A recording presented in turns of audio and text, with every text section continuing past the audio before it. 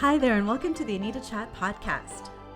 I'm your host, Anita Rombo, and this is the podcast for growth-oriented women to have authentic, real talk. Nothing is off the table here, but as an intuitive self-relationship coach, you'll find the content gravitates towards mindset, intentional action, spirituality, and all things wellness. So if you're ready to learn, laugh, show up, and glow up to be the best version of yourself, grab your favorite bevy, settle in, and we've got lots to chat about. Hello, friends, and welcome to another episode of Anita Chat.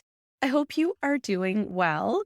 All is great on my side. There has been an exciting whirlwind of activity since I have been back, and I'm so pumped for it. For example, today I'm going to be featured as a guest on a podcast episode that I'm super excited about.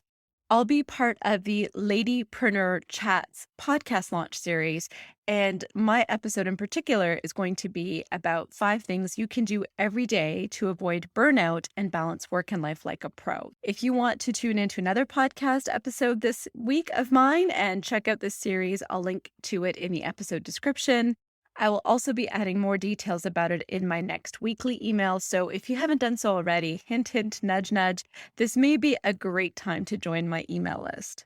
And so speaking of that email list, I just wanted to let you know that being on my email list gets you weekly, short but sweet heads up in your inboxes whenever a new podcast episode drops. I also throw in some exclusive perks and sneak peeks to things that are going on in my world. And that's really how I truly wish to build a connection with you, is through these emails and podcast episodes. So if this is something that is of interest to you, definitely consider joining my email list. And last but not least, this coming week, I'll also be recording my first guest episode for this podcast, woohoo, which I'm pretty excited about. I'm not going to spill the tea just yet, but I think you'll love that chat in particular, and it will be airing early May. So hang tight, it's coming soon. Anyways, let's get into today's chat, shall we? These days, I keep telling myself and my coaching clients one thing, and it has been helping me slow my roll, stay in the present, and stay sane. And you know I keep it real on this chat. I am walking the walk alongside all of you, so I thought if it helps me out, maybe you could relate to it too. And the best part of this mantra or saying is that it can apply to everyone and literally all parts of your life. It's truly something that can benefit you all around. And before I share it with you, if you are a goal-getter or goal-oriented, driven, high achiever, and all or nothing, go big or go home kind of girl, I think you especially need to hear this, because all of those qualities can be great, but they also have their downsides. I sometimes find myself frustrated by my lack of tangible or maybe slower progress towards something that I'm giving my all to. I also see this in my clients. They want results overnight. Sometimes we've built up patterns, mindsets, habits, programming, and all of that has been ingrained in us over our lifetimes. And that stuff takes time to undo and reprogram. We just need to be patient with ourselves. Even think of the 19 pounds you may have packed on during COVID. The COVID-19 seemed to come on much faster than it's going to be coming off. I can say this from experience because I'm trying to get back to my weight. So when I find myself in that type of situation, and I do daily, I have to check myself. And I say this one thing to myself over and over again. And here it is. It's super simple. 1% better. I got this from James Clear, and if you haven't read his best-selling book, Atomic Habits, I highly recommend you do. I pick it up and read it at least once a year, and I will link it in the episode description as well. So back to the 1% better. I love reminding myself to show up as 1% better, and it really works for me because I know I'm making a change in the right direction, but I'm also showing myself grace, and I'm being kind and supportive to myself. I'm not expecting to go from 0 to 100 in the blink of an eye, which, full disclosure, is how I am wired to do things. I'm expecting to go from 0 to 1, and then the next day from 1 to 2, and so on. And this creates a sustainable shift that doesn't make me want to throw in the towel entirely or burn myself out to the point of no return. This week in particular, I applied this saying on numerous occasions and for different things. For example, I'm currently doing a bit of an overhaul on my website. And so one day I had cleared out a couple of hours to work on this, and I had spent literally a full day at the end of it, making a few adjustments, and I was feeling really good about it. I was so into this activity that I stayed in my pajamas. I forgot about eating lunch. I missed a yoga class. And then when I was done and I thought it looked really great, I realized the desktop view didn't translate well into the mobile view, which is a big no-no. And oh my goodness, I was so tempted to scrap the entire thing and in my frustration start from scratch. It was not a good use of my time that day. Now, I know that websites in general are always a work of art. There are always new details, new tweaks in copy, new changes in pictures, new offerings, all that kind of stuff that you could include. So you're never fully done with your website. But instead of starting from scratch or spending more time on this project, I thought, what is the one change I could make today? How can I make this existing website 1% better? Sure, it doesn't meet all the lofty goals that I have in my head, but I'll feel better if I can walk away with something done to my satisfaction.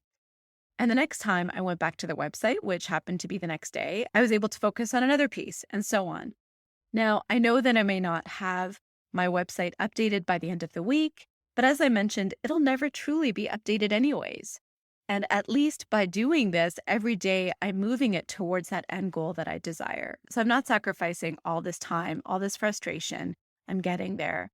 And I know I'll never fully get there anyways, so I've kind of made peace with that.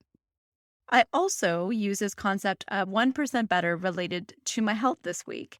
So I mentioned that I missed out on a yoga class because I was in the throes of this website overhaul.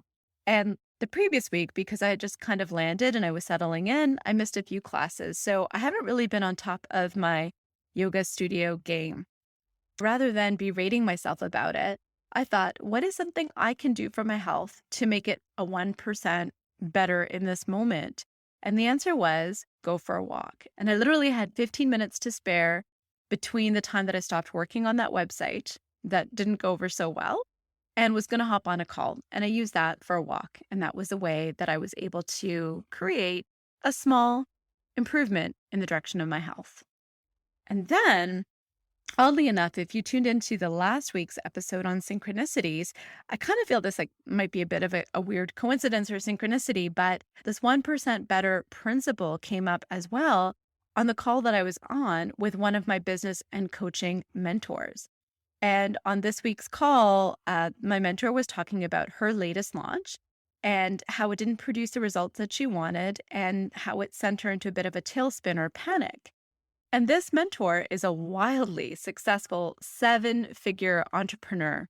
And in the midst of her panic, she took a deep breath and thought of what 1% changes could she make to make the rest of her launch better and turn it around. And so she identified 3 small things that she could do and made them, and subsequently saw rapid improvements in her sales. So this was part of some of the lessons learned that she was sharing with us. And it just blew my mind that she also was referring to this 1% improvement principle. So, my friends, my point in sharing this with you is that I think everyone could benefit from saying this to themselves. No matter what you are working on, no matter where you are in life, there's always room for improvement and change. In fact, that is what coaching is all about. And I think a good way to approach that change is to think, how can you make things 1% better? Now, James Clear in his book Atomic Habits states that if you were able to incorporate this and improve by 1% better each day for an entire year, and those gains compound upon one another, that you would end up with being 37 times better or 37 times improvement at the end of the year. That's pretty impressive, right? We all want radical transformations, rapid improvements, and success. But the truth of the matter is, as a fellow human and also as a coach, we are transforming every day through those small habits and little choices we make. My challenge for you this week, and of course beyond, is to think of an area in your life that you're working to make some changes in, and I want you to resolve to be 1% better than the day before. I just want you to use that 1% reminder in all aspects of your life and see what a game changer it is for you, because it really is a huge game changer for me. Before I sign off, friends, if there's anybody in your circle that you think would love this episode or this podcast series in general, if you think there's somebody out there that has a lot of big goals, big dreams, big visions, and a desire to live their life to the most fullest potential, I'd so love it if you could share this with them. Thanks so much, and I'll see you next week. Bye for now. Thank you so much for tuning into this episode of the Anita Chat podcast. If you haven't taken a minute to leave a review, I would absolutely love to hear from you. All you need to do is to search for the show, click your star rating, and type in a few words. Also, if there's a specific topic you'd like to see covered in this podcast, if you'd like me to be your coach, or if you want to just chat, feel free to send me an email or shoot me a message through my IG, which you'll find in the show notes. The show notes will also contain any links to the freebies that were referenced in this episode. Until next time, friends, it's been great chatting with you.